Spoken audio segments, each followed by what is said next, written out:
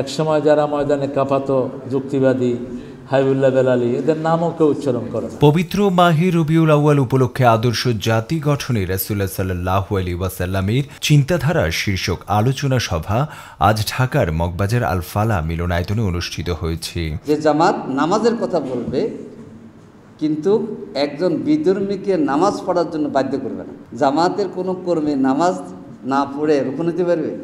আমরা তো যারা ভোটার, জামাতের রুকনরা শুধু ভোট দেবে না একজন সাধারণ নাগরিক যে বিভিন্ন কাজে যুক্ত, একবারে পরিচ্ছন্নতা কর্মী থেকে আরম্ভ করে ধান কাটা শ্রমিক পর্যন্ত সবাই ভোট দেবে না? বাংলাদেশ মজলিসুল মুফাসসিরিন ঢাকা মহানগর উত্তর শাখার উদ্যোগে আয়োজিত এই সভায় দেশবরেণ্য মুফাসসিরিনে কেরাম অংশগ্রহণ করেন। সভায় সভাপতিত্ব করেন সংগঠনের ঢাকা মহানগর উত্তরের সভাপতি অধ্যাপক আনম রশিদ আহমদ আল মাদানী। প্রধান অতিথি হিসেবে উপস্থিত ছিলেন বাংলাদেশ জামায়াতে ইসলামের সহকারী সেক্রেটারি জেনারেল মাওলানা আব্দুল হালিম।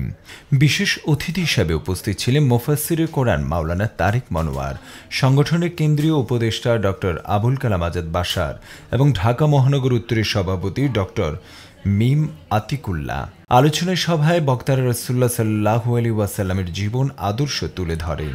একটি আদর্শ জাতি গঠনে তার চিন্তাধারা ও সিরাতুল মুস্তাকিম অনুসরণ করাই একমাত্র পথ। একসময় যারা ময়দানে কাঁপাতো যুক্তিবাদী হাবিবুল্লাহ বেলালী, এদের নামও কেউ উচ্চারণ করে না। তো সেই জন্য আমরা যেন তাদের মধ্যে না হই, আমরা যেন তাওয়াসাউ বিল হক ওয়া তাওয়াসাউ বিস সাবর, সেই আন্দোলনের মধ্যে যেন আমরা থাকি। আল্লাহ রাব্বুল আলামিন আমাদের আরও বড় আকারে একটা বড় প্রোগ্রাম করার জন্য আমি বাসারের কাছে অনুরোধ রাখব, যাতে করে ইনশাল্লাহ কয়েক হাজার আলেম, সব পায়ের আলেমেরাই এখন দেওবন্দি আলেমরা অপেক্ষায় থাকে আমরা কখন দাওয়াত নিয়ে যাব। জামাতের নামটা আমরা ফোকাস এই জন্যই করি না, কারণ হেকমা অবলম্বন করা ভালো, তাই বাই নেম সবাইকে পরিচিত করতে হবে। আমরা আবার এই থিওরিতে বিশ্বাসী না, তো এটাকে আমরা মুফাসসির জুন নামে পরিচিত করি। অনেকে আবার বোঝে, অনেকে বোঝে না।